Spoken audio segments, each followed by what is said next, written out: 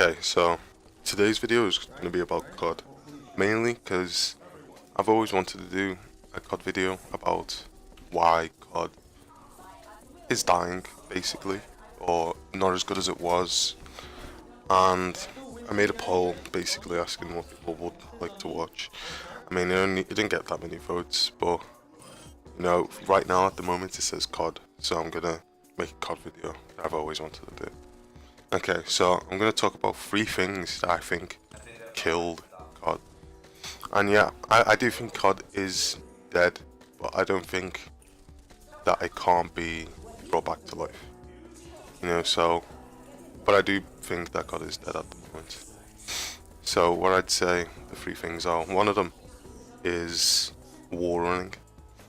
When wall running came into Black Ops 3, in the trailers, they showed us it, and they said, after everyone was going crazy about wall runs and saying it's going to ruin the game and everything else in the game was great but wall runs, they made a statement, and I remember T Martin's exact video on it, and he talks about that they respond with something like, wall running is only going to be allowed on certain walls and it's only on certain maps, like the swimming is.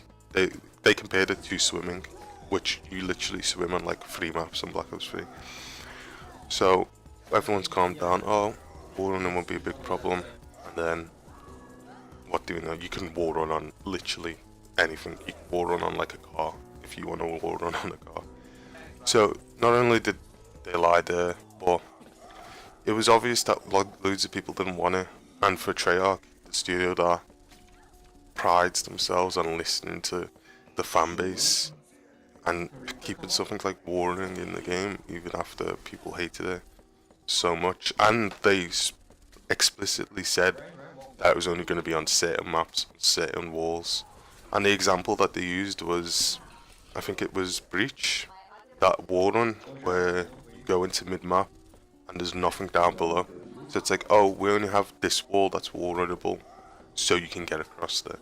So it's not like wall run is a crazy thing, which is just stupid, to be honest. I feel like either they weren't wall running at all when they played COD. I don't know if they programmed all the walls to be wall runnable, or they I don't know how you make a statement like that and not know.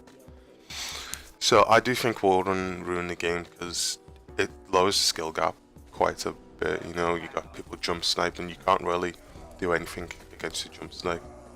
You got people on head glitches, people just wall run off 1 or 2 walls, or even the same wall, and they get a better shot on taking the person off the head glitch, and just a bunch of combination things. But wall running, in my opinion, really ruined the game because it makes it less tactical, which I believe COD should be. Anyway, the second point is, well, this was meant to be mixed in with the first point, but the way the maps are. Now, Treyarch, when they made Black Ops 3, they made a statement, and it was like, all maps are gonna be a linear, 3-laned map design. And they're like, oh, because this is, our solution, this is the best method for making a map. And since then, all IW, they try and copy that. And it's become one of them things that is probably gonna keep running throughout the rest of the COD, even though there has been lots of lane maps before Black Ops 1, Black Ops 2, and all that. However, I think that trying to do this, copy the same pattern, not only limits the maps that you can actually make, but it just doesn't work for everyone. Like Treyarch, yeah, they might be real good at making 3-lane maps. No, but not all of the maps that Treyarch made in Black Ops 3 were good. Aquarium was probably the worst map I've ever played in any COD, ever. And that map is terrible. And that's a 3-lane map. And, Ghosts was a great game.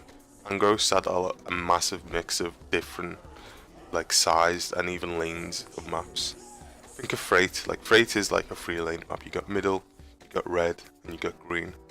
But you can go underground, you can open the doors. We went from map interactions, like opening and sliding doors, to wall running on walls and doors, and I think in map interactions really need to be brought back, like the way Ghost did, like Freight, Octane. You can blow up the canisters up top. You can hold X to breach the wall up top. All them different type of things that make COD a little bit more tactical. And then the last thing I would say is the perk system. Now, it's not a massive issue, but I think that the perk system is quite bad. Treyarch said, I know I'm kind of blaming, it sounds like I'm blaming Treyarch for pretty much everything from now, but Treyarch said that they're going to take perks out like toughness and lightweight because everyone runs them. Now, the problem isn't that they took them out. I think that they should have been taken out. It's just the problem is they thought that people were actually going to use a wide variety of perks after they took them out, but they didn't.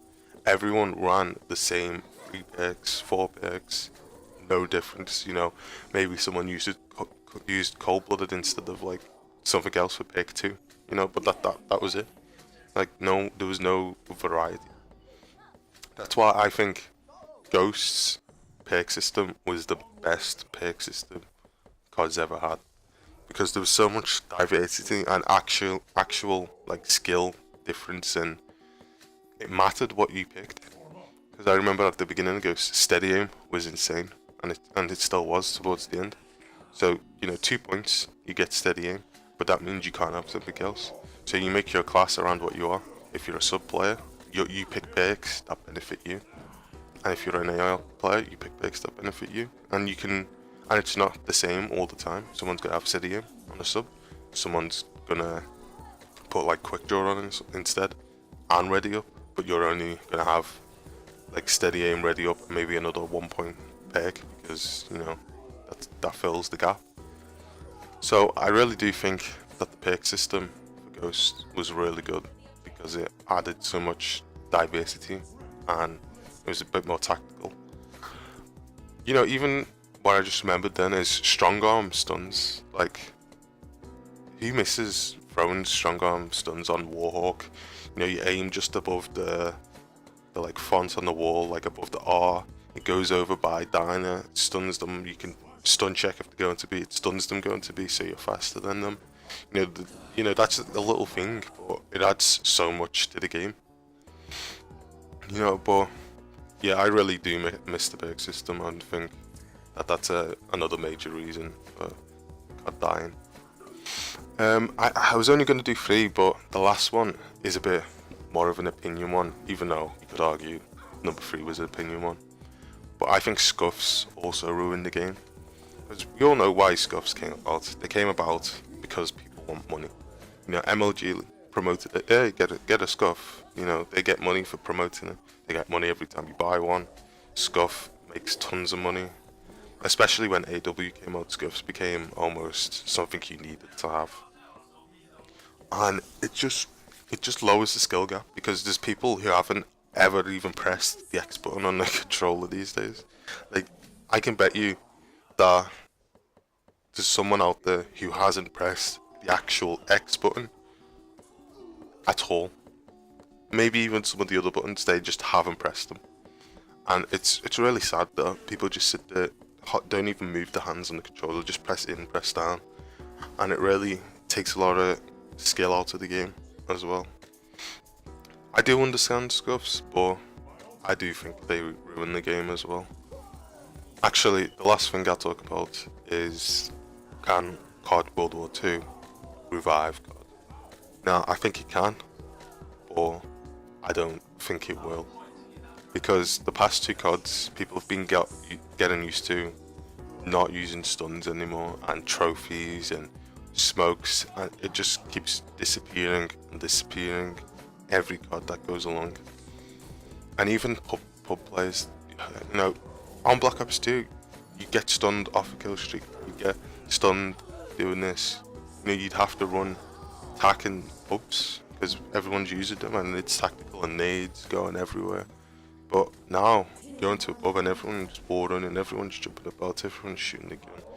And I think that's mainly to do with the campaign from most people who don't actually like watch competitive, because the campaign is pretty much run about, shoot people. It's not that tactical. It's just a bit boring. But I think since COD is going to be set in literally World War II, which is a war, so it should be tactical, and it teaches people like the old campaigns used to do, to use stuns, to use nades, how to use them, when to use them out, you know, all them basic things. I think that maybe COD can be revived, at least pubs can be really good again. So the point is, if people can get used to playing tactically, using smokes, trophies, actual head glitches, you know, things like that, then COD can be revived. But if people just get the game, start running about, jumping literally every gunfight, I mean, it could be honestly awful, like the worst COD that's ever been made. But that's it. Anyway, enjoy the video and see ya.